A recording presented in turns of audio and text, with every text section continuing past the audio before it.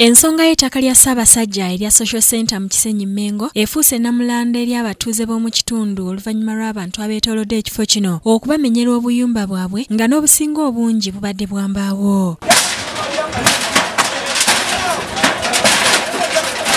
Kino kidiridde okugobwa kwa Byakagaba Patrick eyali yeeremezza ku kizimbe kya Social Center era ng'ekiragiro kyaweereddwa akulira ebikwekweto mu Kampala Omar Sam olunaku olw'eggulo.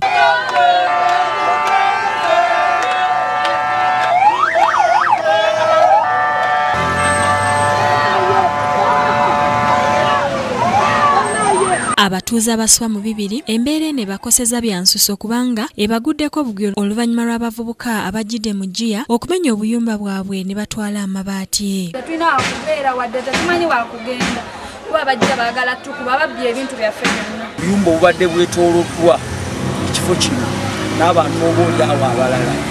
Ffe ng'abakulembeze ba Buganda be tutabadde nabo na buzibu. Naye embeera ebaleetedde okubeera nti nabo bonna bavaawo.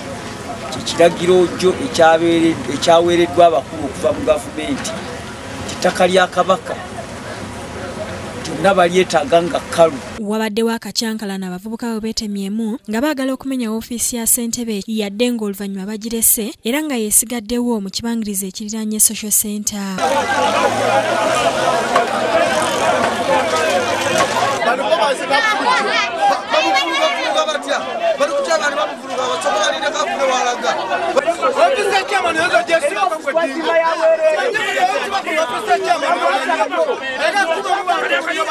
Ssentebe w'ekitundu kino Samson Sesanga avumiridde effujjo erikoleddwa abavubuka bano mu batwalidde ebintu by'abantu so nga babadde tebafunye kulabulwa kumala. Bannamwandu b'abajaasi ne bamulekwa be bamenyedde obuyumba bwabwe bakukulumidde gavumenti obutabayamba nga babajjako obuyumba bwabwe obutiikiddwa ku loole y'amagye ne butwalibwa mu nkambi y'Embuya. Twasigala n'abaana tuwonawona kati tulina ekifo gye batuwadde tuwadde kakati mulimu abaserikale abadde batulwanira bayagala okutwala yunipooti ate yunipooti tugenda kuteekako ebintu yaffe.